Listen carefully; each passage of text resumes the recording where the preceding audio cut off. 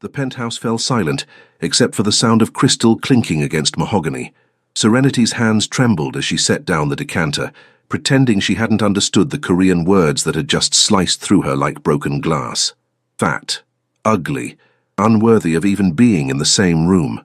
She'd heard worse before, spent her whole life hearing worse, but somehow, in this glittering space overlooking Lake Michigan, surrounded by men in $1,000 suits, the cruelty felt sharper. She turned to leave, head high despite the tears burning behind her eyes, when a voice cut through the room like a blade. Deep, commanding, deadly calm. "She's perfect." Serenity froze. The words were in English, deliberate, unmistakable English, and they came from Sung Ho Cha himself, the man whose reputation preceded him like a storm, the man who controlled half of Chicago's underground with nothing more than a look.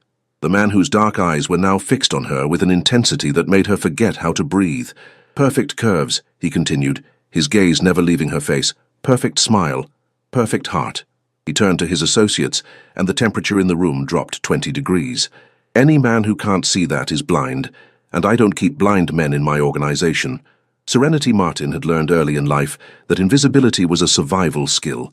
At 26, she'd perfected the art of moving through spaces without disturbing the air, of serving without being seen, of existing without taking up too much room. It was a skill born of necessity, honed through years of being told, in ways both subtle and explicit, that her presence was conditional, her worth negotiable, her body something to be commented on by strangers who thought their opinions mattered. The Cha estate in Lincoln Park was the kind of place that made invisibility both easier and harder. Easier because the sprawling mansion with its floor-to-ceiling windows and imported marble seemed designed for a staff that blended into the background. Harder because every surface gleamed with a wealth that made her hyper-aware of her second-hand uniform, her worn shoes, her existence as someone who cleaned up after the kind of people who never had to clean up after themselves. She'd been working there for 6 months, ever since her previous job at a Southside diner had folded, leaving her scrambling to cover rent on her tiny Rogers Park apartment and the mountain of medical bills from her grandmother's final months. The pay at the Cha estate was 3 times what she'd made slinging coffee and eggs, enough to finally start chipping away at the debt that kept her awake at night. She didn't ask questions about where the money came from.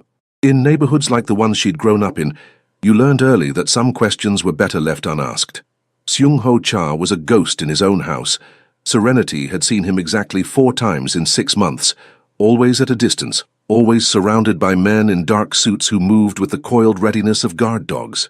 He was younger than she'd expected for someone with his reputation, maybe in his early 30s, with the kind of face that belonged on magazine covers if those magazines featured men who looked like they could kill you without raising their heart rate. Sharp jawline, black hair styled with casual precision, eyes that seemed to calculate trajectories and consequences in the space of a blink. The staff whispered about him in Korean and broken English. Jopok, they said, Mafia, but a different kind than the Italians who ran the restaurants in Little Italy or the Russians who controlled the ports.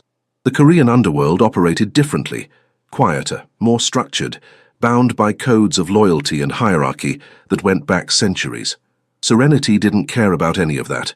She cared about her paycheck clearing every 2 weeks. She cared about staying out of the way. Today, staying out of the way meant preparing the main sitting room for what Mrs. Kim, the head housekeeper, had described as a private business meeting. Serenity polished surfaces that were already spotless, arranged bottles of whiskey that probably cost more than her monthly rent, and tried not to think about the fact that she'd skipped lunch again to save money. Her stomach growled, a low, insistent reminder that ramen for dinner 3 nights running wasn't actually a sustainable diet.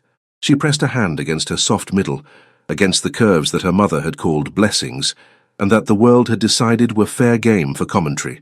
Growing up, she'd been big-boned. In high school, thick. In her 20s, the euphemisms had fallen away, replaced by the kind of casual cruelty that people seemed to think was acceptable because it came wrapped in concern. Have you tried? You'd be so pretty if. Men don't really like. She'd learned to build walls around those words, to let them slide off without penetrating. Most days it worked. Most days she could look in the mirror and see what her grandmother had seen. A beautiful girl with her father's eyes and her mother's smile, with skin the color of September honey and natural hair she was finally learning to love after years of fighting it.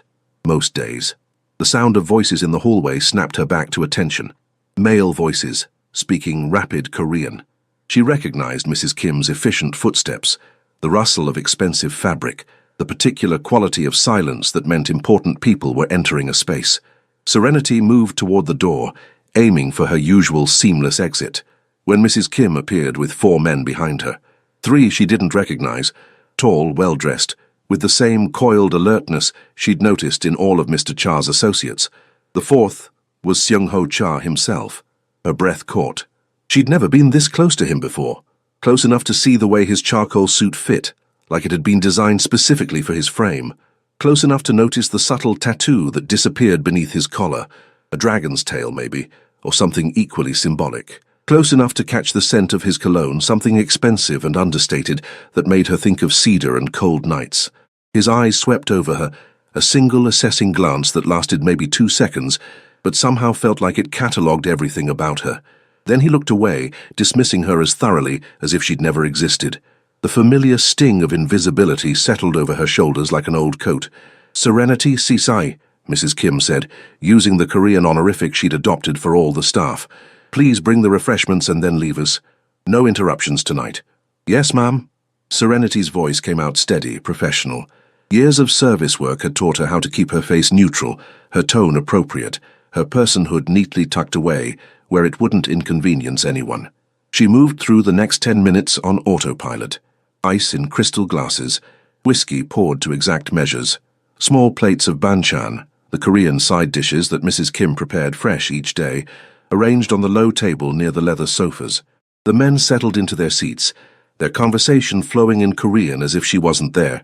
She caught maybe every 10th word. Her evening Korean lessons on a free language app were progressing slowly, but the basics were starting to stick. As she turned to leave, she heard one of the men say something that made the others laugh. She didn't catch the full sentence, but she caught enough. Tung-tung-han, chua-han, fat, ugly. The words in Korean sounded almost pretty, like they could mean something lovely. But Serenity had learned enough to know better. She'd learned enough to recognize the tone, the sneering quality that transcended language. Her hand tightened on the tray she carried. She didn't turn around, didn't react, just kept walking with the same steady grace she'd perfected over years of swallowing things that wanted to come up as shouts or tears. Behind her, the laughter continued. One of the men said something else, miwahada, and the others chuckled.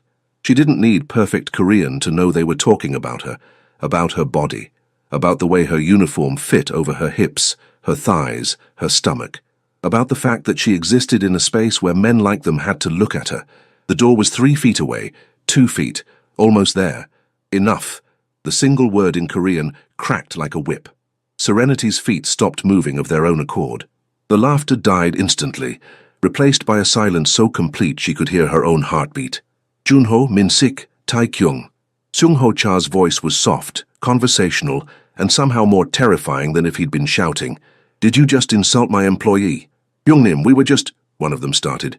"Did you just insult my employee?" Each word dropped like a stone into still water. "We meant no disrespect to you. To me." Something shifted in the air.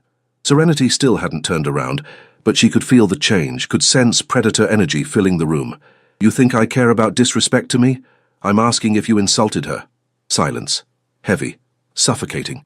Serenity's hands were shaking now.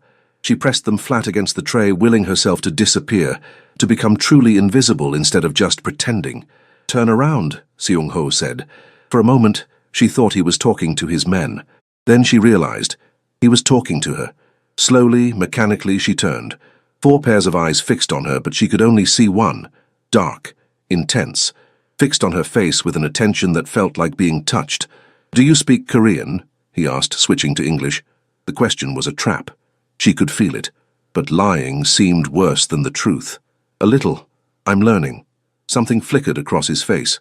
Surprise, maybe, or satisfaction. "Then you understood what they said." It wasn't a question. She nodded, her throat too tight for words. He stood. The movement was fluid, controlled, and every man in the room tracked it like prey watching a predator rise. He walked toward her, not quickly but with absolute certainty, until he stood close enough that she had to tilt her head back to meet his eyes. "What did they say?" His voice was gentle now, coaxing. "It doesn't matter. It matters to me." "What did they say?" The tears she'd been fighting burned hotter.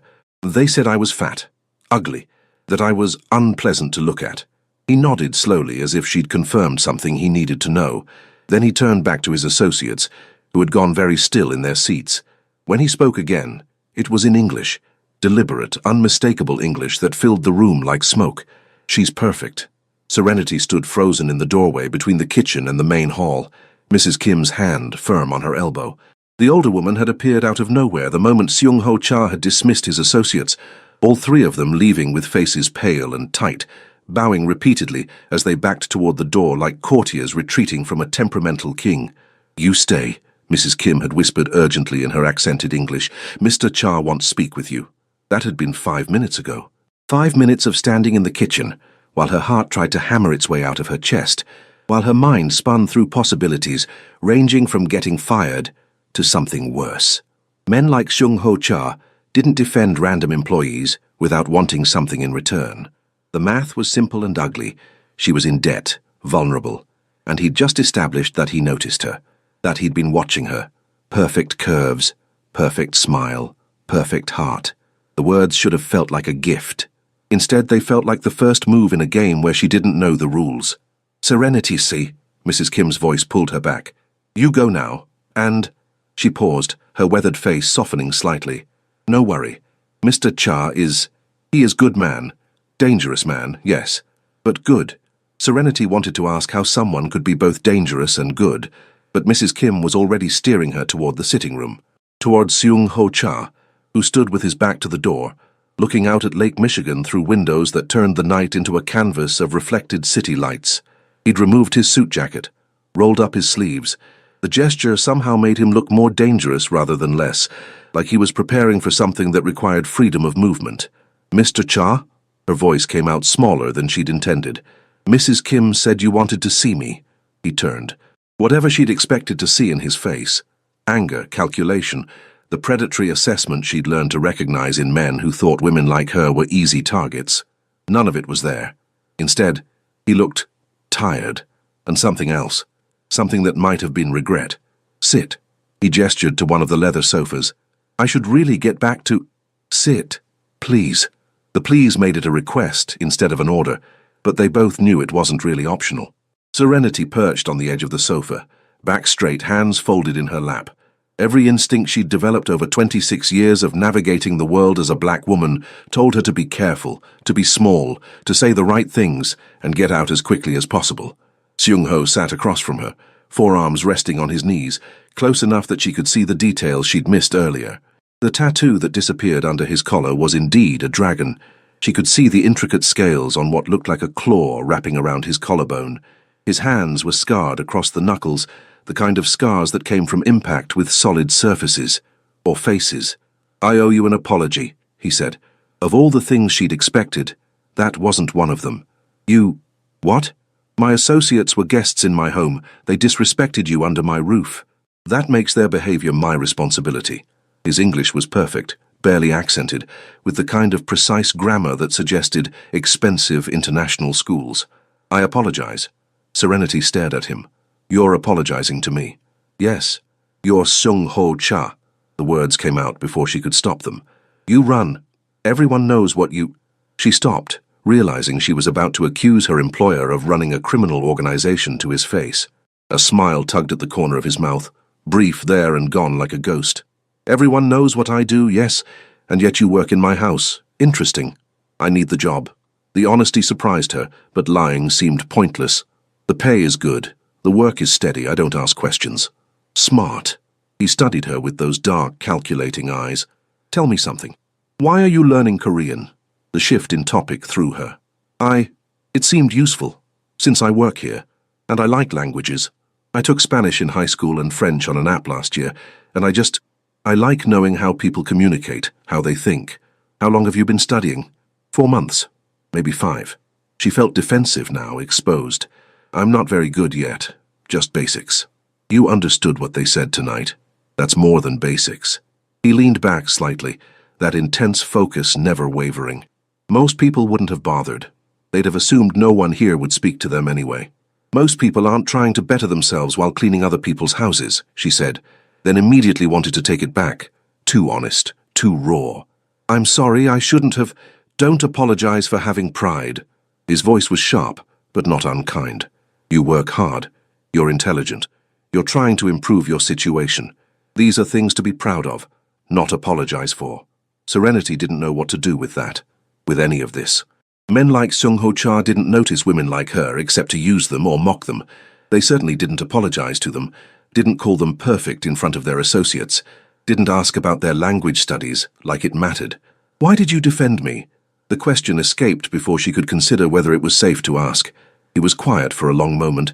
When he spoke, his voice had lost some of its careful control. "My mother was a maid in Seoul when I was young. Before—" He stopped, then continued.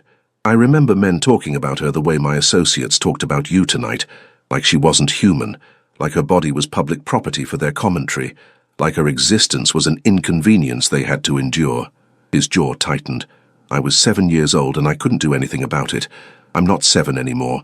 The words hung in the air between them, a piece of truth that felt too intimate for a conversation between an employer and his maid. Serenity felt something shift in her chest, a crack in the careful walls she'd built. "I'm sorry," she said softly, "about your mother. She's fine now. Better than fine." A real smile this time, brief but genuine. "She lives in a penthouse in Seoul and complains that I don't call her enough. But she remembers, we both remember." Silence settled over them, but it was different now. Less heavy, more human. "I should let you go," Seung-ho said, finally standing. "It's late." "But, Serenity," he waited until she looked at him. "What I said tonight, I meant it. Every word." Her throat tightened. "You don't even know me." "I know enough." He moved toward the window, giving her space, giving her the door. "I know you arrive 30 minutes early every day and leave 30 minutes late. I know you hum while you work. Old gospel songs, usually. I know you skip lunch most days and always make sure the kitchen staff eat before you do. I know you say thank you to people even when they can't hear you. I know—" He stopped himself. "I pay attention, Serenity. More than you realize." The revelation should have been creepy, should have felt like surveillance, like the prelude to something predatory. Instead, it felt like being seen, actually seen, not as a body to comment on or a service to exploit, but as a person whose small kindnesses and quiet strength were worth noticing. "I don't understand," she said honestly. "Neither do I," he laughed, a short, surprised sound. "Neither do I, but—" He turned to face her again. "I'd like to. Understand, I mean, if you're willing." Every warning bell she'd ever developed was ringing. This man was dangerous. Possibly literally dangerous, definitely dangerous in the way that power was always dangerous when it showed interest in you. She should say no, should keep her walls up, keep him at a distance, keep this exactly what it was supposed to be, a job. "I need this job," she said carefully. "I can't afford to lose it. You won't, regardless of your answer." He said it like a promise, and something in his tone made her believe him. "This conversation never happened if you want it that way. You're a valued employee either way.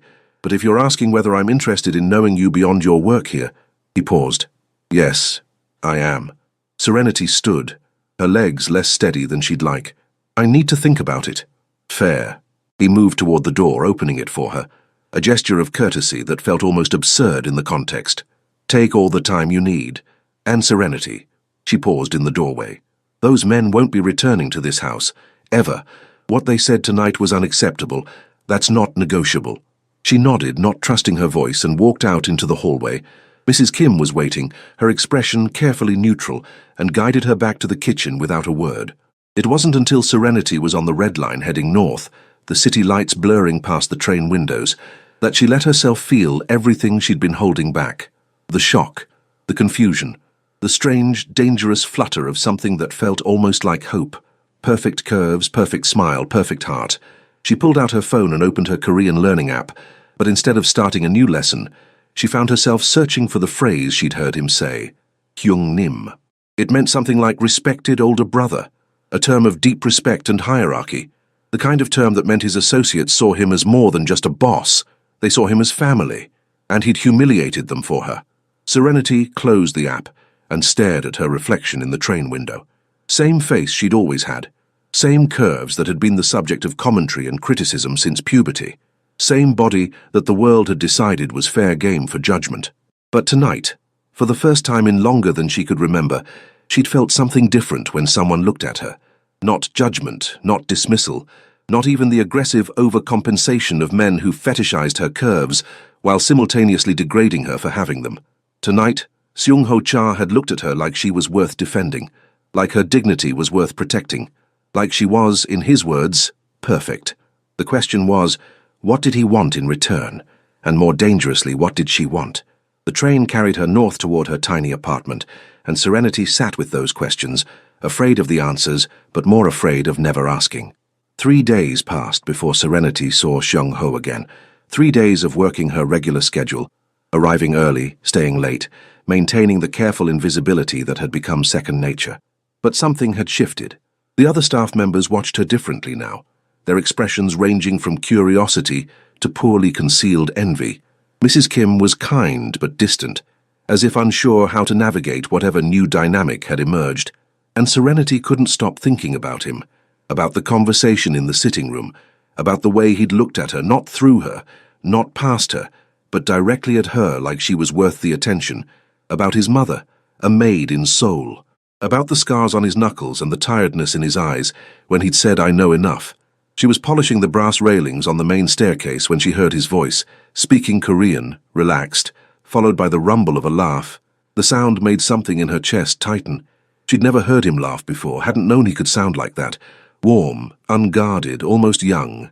"Serenity." She turned.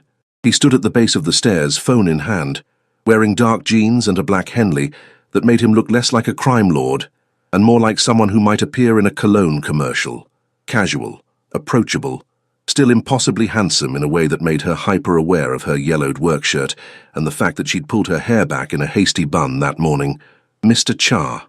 Her voice was steady, professional. "Is there something you need? I thought we could talk." He pocketed his phone. "If you have time."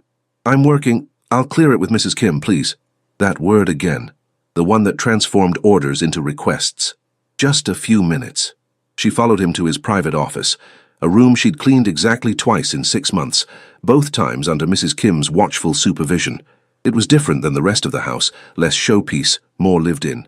Books in Korean and English lined the walls, a desk scattered with papers. Photographs in frames that she'd never been allowed to examine closely. He gestured to a leather chair across from his desk. "Coffee? Tea?" "I'm fine." She sat, back straight, hands folded, armor firmly in place.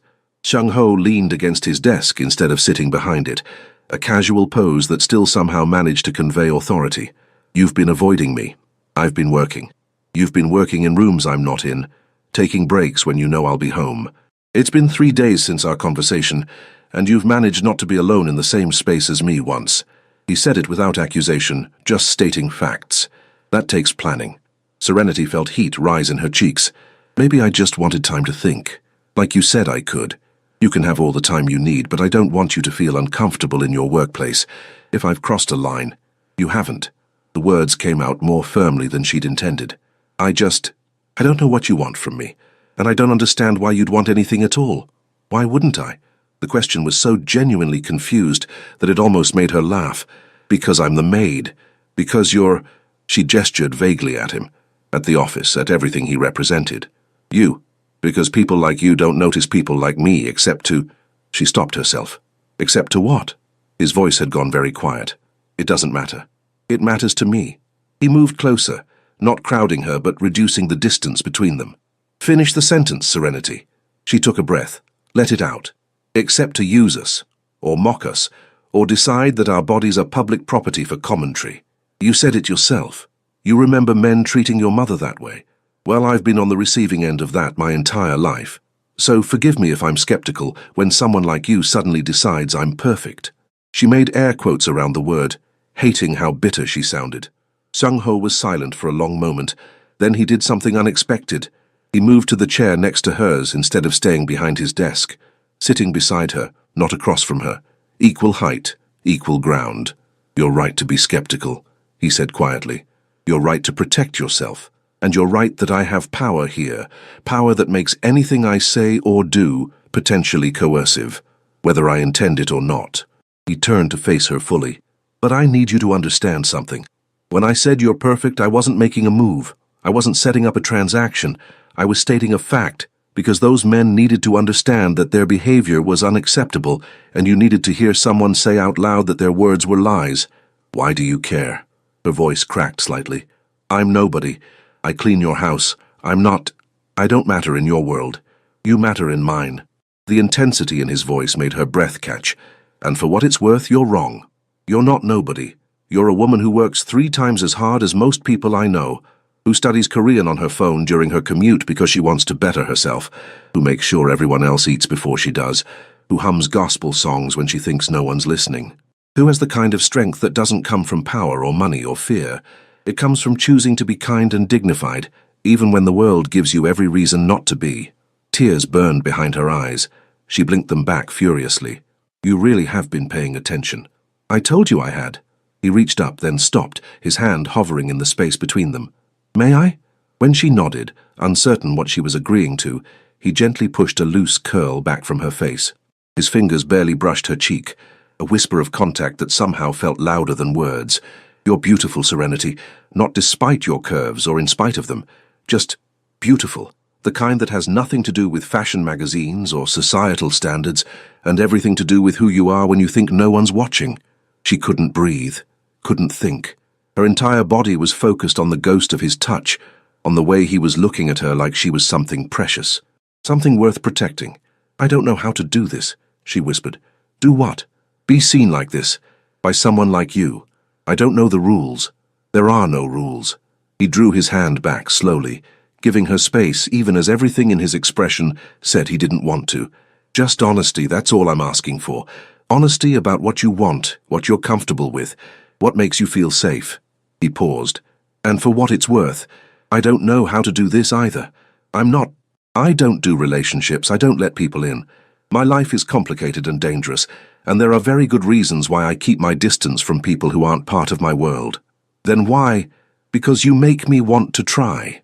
The confession came out raw, unpolished. Because for 6 months you've been the best part of my day. Watching you move through this house like you belong here even though you think you don't. Hearing you hum those songs. Seeing you be kind to people who don't even notice. You've become... He stopped, seemed to search for words. Important. You've become important. And I can't unknow that anymore. Serenity's hands were trembling. She pressed them flat against her thighs. This is crazy. You know that, right? This whole thing is crazy. Probably. A smile tugged at his mouth. That same brief ghost of an expression she'd seen before. But I've built my entire life on calculated risks. And you... His eyes locked on hers. You feel like the kind of risk worth taking. Before she could respond, his phone buzzed. Then again. And again. The sound was sharp, urgent.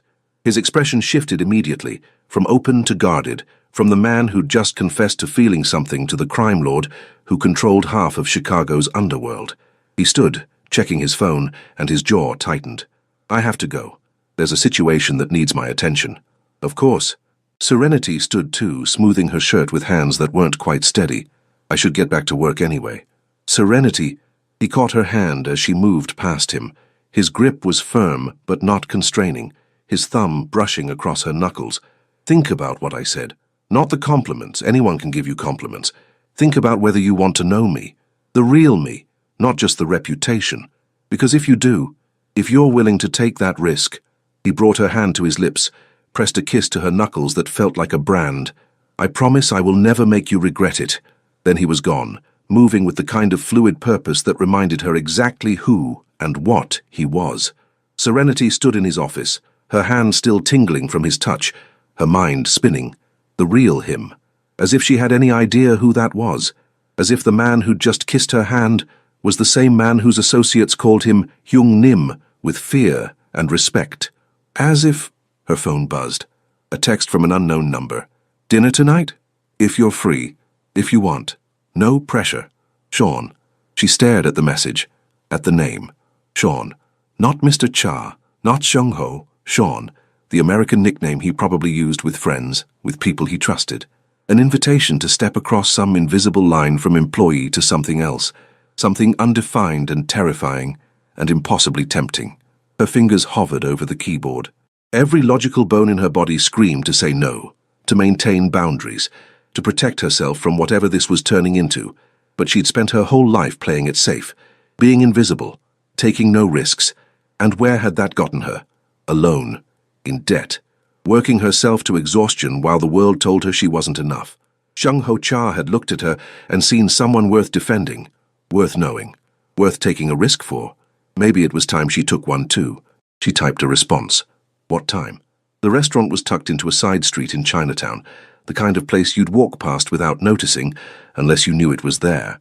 No sign in English, just red lanterns and a door that looked like it led to someone's private residence. Serenity stood on the sidewalk, second-guessing every decision that had led her here, when the door opened and Sung Ho appeared. He'd changed from the casual clothes she'd seen him in earlier. Now he wore dark slacks and a crisp white dress shirt with the sleeves rolled to his elbows, the dragon tattoo on his neck, visible above his collar. He looked like sin wrapped in expensive cotton, and Serenity was suddenly hyper-aware of her own outfit, a simple black dress that had seemed appropriate when she'd put it on, but now felt cheap and ill-fitting. You came. His relief was visible, genuine. I wasn't sure you would. I almost didn't. Honesty. He'd asked for honesty. This still feels like a terrible idea. Probably is. He offered his arm, an old-fashioned gesture that should have felt ridiculous, but somehow didn't. But I promised you good food and better conversation. At least let me deliver on the first before you decide to run. The interior of the restaurant was small, intimate, with perhaps 6 tables total, all empty except for one in the back corner, where a middle-aged woman sat reviewing papers. She looked up as they entered, said something in rapid Korean, and Seung Ho responded in the same language. Whatever he said made her laugh and look at Serenity with undisguised interest. My aunt, Seung Ho explained, guiding Serenity to a private room separated from the main dining area by a silk screen.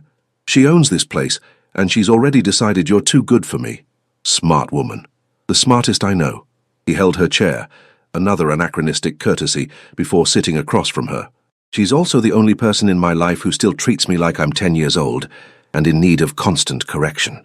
The table was already set with small dishes, banchan, the same kind of colorful side dishes she'd arranged in his home countless times. But here, in this intimate space with soft lighting and the scent of sizzling meat drifting from the kitchen, they felt different, special.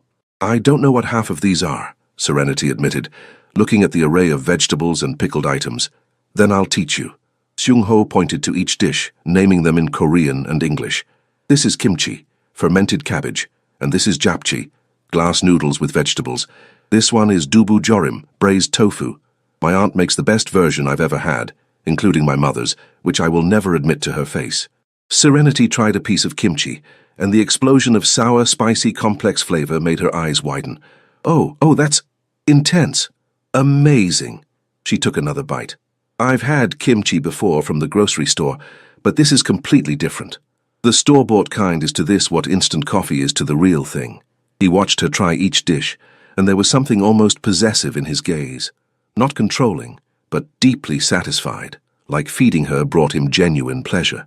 You like it. I love it. She did. Every bite was a revelation, complex and layered in ways she hadn't expected. Is this what you grew up eating? Yes and no. He poured tea for both of them from a ceramic pot. My mother made traditional Korean food, but we were poor, really poor. The kind where you eat rice and kimchi for weeks because that's all there is. The kind where banchan like this, he gestured at the spread, was for special occasions. His expression darkened slightly. My father was absent, and then dead, in that order. I'm sorry. Don't be. He made his choices, and my mother made hers, to survive, to keep me fed and safe, to work jobs that broke her body because it meant I could go to school. He took a sip of tea. The irony is that I ended up in exactly the kind of life she sacrificed to keep me out of. The jopok, Serenity said the word carefully, watching his reaction. His eyebrows rose. You know that term. I've been studying and listening. And I'm not blind. She met his eyes. You run a criminal organization. That's what this is, right? That's why men call you Young Nim. Why your associates were so afraid of you the other night. Why you have this kind of money and influence. Yes. No hesitation. No attempt to sugarcoat it. I run the Korean organization in Chicago and 3 surrounding states. We control gambling, some protection services, and various import-export businesses that operate in gray legal areas. We also have legitimate holdings, Restaurants, real estate, investments, but the core of what I do is illegal and dangerous. She'd expected him to lie or deflect. The bald honesty was almost more unsettling. Why are you telling me this? Because you asked for honesty, and because if we're going to do this, he gestured between them, you need to know what you're getting into, who you're getting involved with. He leaned forward. I've killed people, Serenity. Not many, and never without reason, but my hands aren't clean. I've made decisions that kept my people safe but destroyed others. I operate in a world where loyalty is everything, and betrayal is punished without mercy. She should get up, walk out, run as fast and far as possible from this man who'd just casually admitted to murder. Instead, she found herself asking, why? Why do I do it? Why did you end up here? You said your mother sacrificed to keep you out of this life. So why? He was quiet for a long moment. When he spoke, his voice carried the weight of old pain. Because when I was 14, my mother was assaulted by the son of the man who owned the building where we lived. A rich, powerful man who thought her poverty meant she was his to use however he wanted. His jaw tightened. She survived. But the man who hurt her, he walked free. His father paid off the police, threatened the witnesses, made sure nothing touched his precious son. Sean. The name came out naturally, and he noticed, his eyes flickering with something that might have been gratitude. I joined the Jopok because they were the only ones who offered me what I needed: power, protection, the means to make sure what happened to my mother never happened to anyone I cared about again. He held her gaze. I'm not asking you to approve. I'm not even asking you to understand. I'm just telling you the truth, because you deserve that much before you decide whether you want to be here. Serenity's mind was spinning. Everything he'd said should have terrified her, should have sent her running. But instead, all she could think about was a 14-year-old boy watching his mother suffer and deciding that power was the only way to protect the people he loved. What happened? She asked quietly. To the man who hurt your mother. Seung-ho's expression went very cold. He learned that power is temporary, and that some debts get paid eventually with interest. He didn't elaborate, he didn't need to. The door opened, and his aunt appeared with steaming plates. Galbi, marinated short ribs, that smelled like heaven.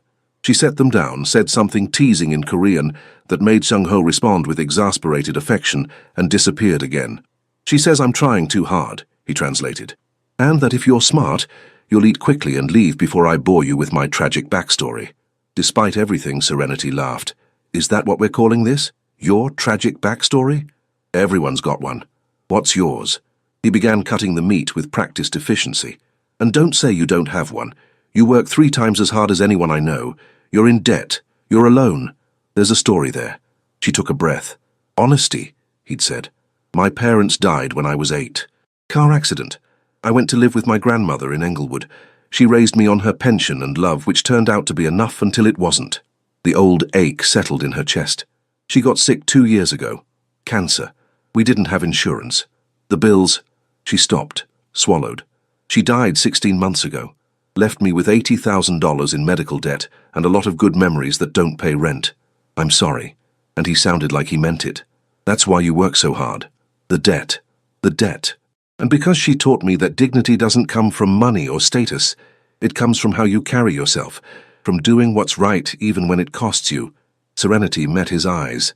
She'd probably tell me to run from you as fast as possible. She'd be right. But she'd also tell me to look at people's actions, not their words, and you... She paused, trying to find the right words. You defended me. You've been kind to me. You're honest about who you are instead of pretending to be something else. Those actions matter too. So you're staying. His voice was carefully neutral, but his eyes betrayed him. Hopeful, vulnerable, wanting. I'm staying. For dinner, at least. She smiled slightly. The food's too good to walk away from. Just the food. Maybe not just the food. They ate, and Serenity learned that Seung-ho was funny when he relaxed. Dry, self-deprecating humor that caught her off guard. He told her about growing up in Seoul, about his mother's determination to give him a normal childhood despite everything, about the first time he'd tried American fast food and decided that Chicago-style pizza was the greatest culinary achievement of Western civilization. You're wrong, Serenity said, laughing. Deep dish is not pizza. It's a casserole pretending to be pizza. Blasphemy. We're in Chicago. You're legally required to defend deep dish. I grew up on thin crust from the South Side. Don't tell me about Chicago pizza. He grinned, a real unguarded expression that transformed his face. There it is, the passion. I was wondering when you'd stop being so careful with me. I'm still being careful, I know, but maybe a little less than before. He reached across the table, and when she didn't pull away, he took her hand. His thumb traced circles on her palm, a gentle, hypnotic motion. I like this. You being here. Being yourself with me. I'm not sure I know how to be anything else. But that wasn't quite true. She'd spent so long being invisible, being small, that she'd forgotten how to take up space, how to laugh without apologizing for the sound, how to exist without constantly calculating whether she was being too much or not enough. With Seung-ho, she didn't feel like she had to calculate. She just felt seen. The door opened again and a man appeared, one of Seung-ho's associates, his face tight with urgency. He spoke rapid Korean, and Serenity caught only fragments. Problem. Territory. Now. Seung-ho's expression shifted instantly. I have to go. There's a situation. I understand. She did. This was his reality. His world. Go. He stood but didn't release her hand. This isn't how I wanted tonight to end. It's not ended. Just paused. She squeezed his fingers. Go do what you need to do. I'll get home safe. June will drive you. He gestured to the man in the doorway. Don't argue, it's late, and I'll worry if I don't know you're safe. Bossy. Concerned. He lifted her hand to his lips again. That same gesture from earlier, but this time lingering. Thank you for staying, for trying, for... He stopped, shook his head. Just thank you. Then he was gone, moving with that fluid, purposeful stride. John, the associate, waited patiently by the door, his expression carefully blank. Serenity gathered her things, said goodbye to Seung-ho's aunt, and followed Jun to a sleek black car that probably cost more than she'd earn in 5 years. The drive back to her apartment was silent, professional. Jun didn't speak, and she didn't try to make conversation. When they pulled up to her building, a shabby 3-story walk-up in Rogers Park, Jun said something in heavily accented English. Mr. Cha say you call. If need anything. Anytime. Thank you. She climbed the stairs to her second-floor apartment, unlocked the 3 deadbolts she'd installed herself, and stood in her tiny studio that smelled faintly of mildew and the Indian food from the restaurant downstairs. This was her world. Cramped, modest, safe. Seung-ho's world was power and danger, and men who appeared in doorways speaking urgent Korean. It was criminal organizations and calculated violence, and a life where situations required immediate attention. They were impossible. Everything about this was impossible. Her phone buzzed. Home safe? She smiled despite herself. Yes. Thank you for dinner. And the honesty. Thank you for staying. For listening. For giving me a chance I probably don't deserve. You deserve more than you think. The typing indicator appeared. Disappeared. Appeared again. Can I see you tomorrow? Not at the house. Somewhere else. Somewhere that's just us. She should say no. Should establish boundaries. Should protect herself from whatever this was becoming. Instead, she typed, yes. The Chicago Botanic Garden was a world away from both the Lincoln Park estate and Serenity's cramped apartment, 382 acres of cultivated beauty in the northern suburbs, far enough from the city that it felt like stepping into a different reality. Seung-ho had suggested it with the kind of casual certainty that said he'd given this thought, that he'd chosen a place where they could be just 2 people instead of a crime boss and his maid. Serenity spotted him near the Japanese garden, and for a moment she just watched. He was dressed casually again, dark jeans, a grey Henley, sunglasses that he pushed up onto his head when he saw her approaching. He looked younger like this, less dangerous, though she was learning that the danger was always there, just hidden beneath the surface, like the dragon tattoo that disappeared under his collar. You found it, he said by way of greeting. GPS is a wonderful thing. She fell into step beside him as they started down a winding path bordered by late-season flowers. I've never been here before. It's beautiful. My mother loves gardens. When she visited last year, we spent a whole day here. She said it reminded her of parks in Seoul. He glanced at her. I thought you might like it too. Because I'm into nature and gardens? She was teasing, and he caught it, that brief smile appearing. Because you deserve beauty, and quiet, and a few hours where you're not working yourself to exhaustion or worrying about bills or being anyone other than who you want to be. The words settled over her like a blanket. You really do pay attention. I told you I did. They walked in comfortable silence for a few minutes before he spoke again. Last night, after I left, did you... Did you regret staying? No. She surprised herself with how quickly the answer came. I thought I would. Thought I'd go home and panic about everything you told me, about what this might become, but I didn't. She searched for words. I felt like I finally met you. The real you. Not Mr. Cha, the crime boss, or Sean, the employer. Just you. And I liked what I met. His hand found hers, fingers interlacing. The gesture felt natural, inevitable. I'm going to tell you something that's going to sound insane. More insane than admitting you run a criminal organization on our first date. Much more insane than that. He stopped walking, turned to face her. I've been thinking about you for months, since the first week you started working at the house. I'd see you in the morning, humming while you worked, treating everyone with kindness even when they didn't notice, and I'd think... He stopped, shook his head. I'd think that you were the most beautiful thing in that entire mansion. Not the art, not the view. You. Serenity's breath caught. Sean, let me finish, please. His grip on her hand tightened slightly. I've built my entire life on control, on calculated decisions, on never letting emotion override strategy. And then you walked into my home and completely destroyed all of that. You made me want things I'd convinced myself I couldn't have. A normal conversation, a dinner without business. Someone who sees me instead of what I represent. I do see you. She reached up with her free hand, touched his face. A bold gesture that felt right despite everything. I see someone who protects his people, who loves his mother, who pays attention to the maid humming in his hallway, who built something powerful from nothing because he wanted to protect the people he cares about. You make me sound better than I am. I don't think I do. She let her thumb brush across his cheekbone. I think you're exactly who you are, complicated and dangerous and kind all at once, and I think... She paused, gathering courage. I think I want to know all of it, the good and the bad and everything in between. He kissed her. It wasn't tentative or asking permission. It was claiming, possessive, the kind of kiss that said mine without words. His hands came up to frame her face, tilting her head back, and Serenity melted into him with a soft sound that was part surprise and part relief. When they broke apart, she was breathless. That was perfect. He rested his forehead against hers. You're perfect, Serenity. Every curve, every smile, every moment of strength when the world tries to tell you you're not enough. You're perfect, and anyone who can't see that is blind. The words from that night. The words he'd said in front of his associates. But here, now, in this quiet garden with no one to perform for, they felt different, more real, more true. I'm scared, she admitted, of this, of what it could become, of losing myself in your world. Don't. He pulled back slightly so he could see her face. Don't lose yourself. I don't want that. I want you exactly as you are, strong and stubborn and too good for someone like me, but here anyway. He kissed her forehead, gentle this time. And I'm scared too, if that helps. Terrified, actually, because you matter.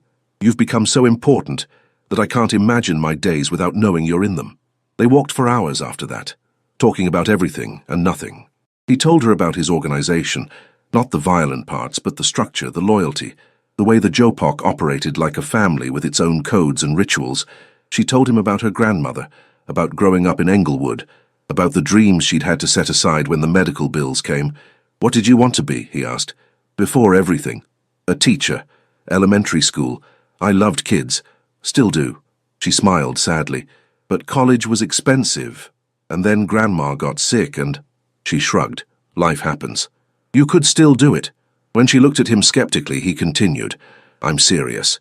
You're what, 26? That's not too old to go back to school. With $80,000 in debt and a maid's salary, I'll be paying that debt until I'm 50. What if you weren't? She stopped walking. What are you saying? I'm saying... He seemed to choose his words carefully. I have resources. Money isn't an object. If you wanted to go back to school, I could... No. The word came out sharper than she'd intended. I can't take your money, Sean. That's not... We're not... That would make me something I don't want to be. His expression shifted. Hurt, then understanding. You think I'm trying to buy you? I think you're used to fixing problems with money and power, but I'm not a problem to fix. I'm a person. And if I'm going to be in your life, I need it to be because you want me, not because you're trying to rescue me. I do want you.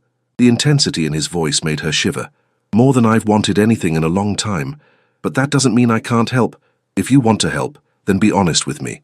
Spend time with me. Let me know you without the power and money making everything complicated. She took his hand again. I don't need rescuing. I just need someone who sees me as an equal, even when everything about our situation says we're not. He was quiet for a long moment. Then, you're right. I'm sorry. I'm not good at this, at relationships that aren't transactional. Then we'll figure it out together. She squeezed his hand. But I need you to understand something. I can't be the woman you take care of. I need to stand on my own feet. That's not negotiable. I understand. And from his expression, she believed he did. But if you ever change your mind, about school, about anything, the offer stands. Not as a transaction, as someone who cares about you and wants to see you happy. They found a bench overlooking one of the lakes, and Serenity leaned against his shoulder, a simple intimacy that felt monumental. This was what she'd been missing her whole life. Someone who wanted to know her, who listened when she spoke, who respected her boundaries even when it clearly went against every protective instinct he had. Tell me something no one else knows, she said softly. Something real. He was quiet for so long. She thought he wouldn't answer. Then, I hate what I've become sometimes. The violence, the constant calculation, the way people fear me instead of knowing me. His arm came around her shoulders. My mother is proud of what I've accomplished. The money, the power, the fact that we're safe now. But sometimes I look at her and wonder if she'd be prouder if I'd stayed nobody, if I'd stayed clean. Would you change it? If you could go back? No, no hesitation. Because this path led me here, to you. And I can't regret anything that brought me to this bench in this garden with you in my arms. Serenity turned to look at him, and whatever he saw in her face made his expression soften. You're going to break my heart, aren't you? She whispered. No. He kissed her temple. I'm going to protect it, because it's mine now, whether you meant to give it to me or not. The words should have been possessive, controlling. Instead, they felt like a promise, like safety. Her phone buzzed. Mrs. Kim asking about her schedule for tomorrow. The reminder that this wasn't just a beautiful afternoon in a garden, that they had real lives, real complications, real obstacles to navigate. I should get back, she said reluctantly. I have the evening shift. Call in sick. When she looked at him incredulously, he smiled. Or don't. But I'm driving you home. And tomorrow, he pulled out his phone.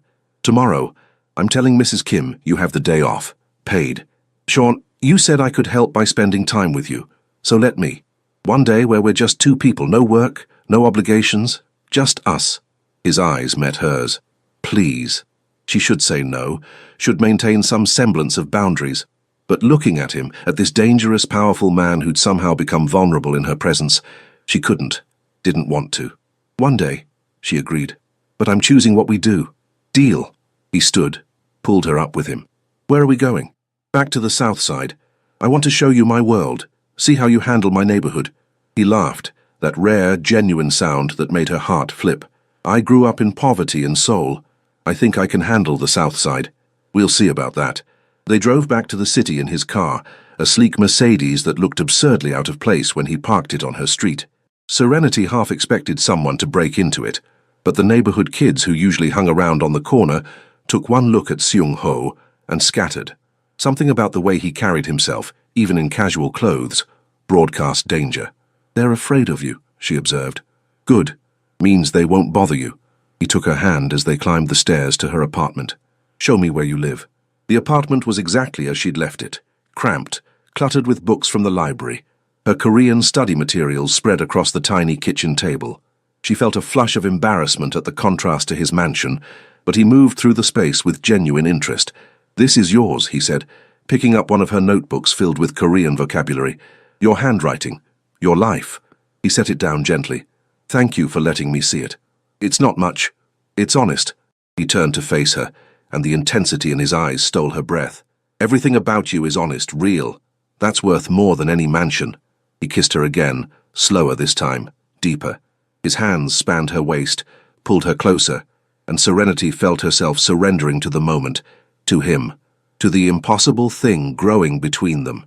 When they broke apart, both breathing hard, he rested his forehead against hers. I should go. Probably. But I don't want to. I know. She did know, could feel it in the way he held her, the way his body was taut with restraint. But we're taking this slow, remember? Slow, he repeated, like he was trying to convince himself. Right. Slow. He stepped back, putting space between them. Tomorrow, 10 a.m., I'll pick you up. Where are we going? You said you're choosing. So, where are we going? She grinned. Harold's Chicken. Best chicken in Chicago. And I want to see how a crime boss handles a South Side institution. He laughed. You're trying to test me. Maybe a little. After he left, Serenity stood in her apartment, still feeling the ghost of his touch, the memory of his kiss. Her phone buzzed with a text. Thank you for today, for trusting me, for being exactly who you are. Sleep well, beautiful, she typed back. Thank you for seeing me. His response was immediate, always, and somehow she believed him. Years had passed since that autumn day in the Botanic Garden, and the world had transformed in ways Serenity couldn't have imagined. She stood at the window of the Lincoln Park house, their home now, not just his, and watched the sun set over Lake Michigan.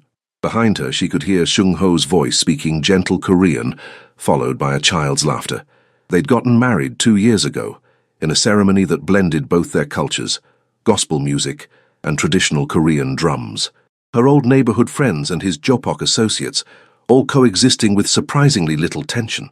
His mother had cried through the entire ceremony, then spent the reception telling anyone who would listen that she'd known Serenity was special from the moment her son had mentioned the maid who hums. Serenity had gone back to school, earned her teaching degree, and now taught 3rd grade at a Southside elementary school where half her students looked like her and needed someone who understood where they came from. Seung-ho had insisted on paying off her debt, not as a transaction, but as a wedding gift, removing the burden that had weighed on her for so long. He'd also changed. Not completely. He still ran his organization, still made the hard decisions that came with that territory. But he'd shifted things, focused on the legitimate businesses, created more distance between himself and the violence. He did it for her, he said, for the life they were building, for the family they wanted. Mama. Their daughter ran into the room, all wild curls and infectious energy. 3 years old, with her mother's eyes and her father's determination. Appa says dinner ready. Serenity scooped her up, breathing in that perfect toddler scent. Does he? Well, we'd better not keep Appa waiting then. The dining room table was set for 4, the 3 of them plus Seung-ho's mother, who'd moved to Chicago last year and now lived in a nearby apartment where she could spoil her granddaughter relentlessly. Mrs. Kim had retired, but she still visited weekly, always bringing homemade kimchi and unsolicited advice. Seung-ho met Serenity's eyes across the table, and the look that passed between them held everything. The impossibility of where they'd started, the miracle of where they'd ended up, the bone-deep certainty that they'd found something worth fighting for. After dinner, after his mother had left and their daughter was tucked in bed, they stood on the balcony overlooking the city. The same city where a maid and a crime boss had somehow found each other against all logic and reason. Do you ever regret it? Serenity asked softly. Choosing this. Choosing me. Seung-ho pulled her against his chest, his arms coming around her waist. Every single day. She elbowed him, and he laughed, pressing a kiss to her temple. I regret, he continued, that I didn't see you sooner, that you spent even 1 day in my house thinking you were invisible, that I wasted 6 months being too cautious to tell you what I felt. His grip tightened. But choosing you, loving you, building this life with you, those are the only things I've ever done that feel completely, absolutely right. She turned in his arms, looking up at the man who'd defended her, protected her, loved her exactly as she was. You know what I think about sometimes? What? That night, when your friends mocked me, when you said, she's perfect. He finished the sentence, his hand coming up to cup her face. And I meant it, every word, then and now and always. I love you, she whispered. I love you more. He kissed her, slow and deep and full of promise. My perfect, beautiful, impossibly stubborn wife. She laughed against his lips. Your wife, who has to work tomorrow and needs sleep. Then let's go to bed. He took her hand, lacing their fingers together the way he'd done that first day in the garden. But for the record, I'm never going to stop telling you you're perfect. You're stuck with that. I think I can live with it. They walked inside together, closing the door on the glittering city below, and Serenity thought about the journey that had brought them here.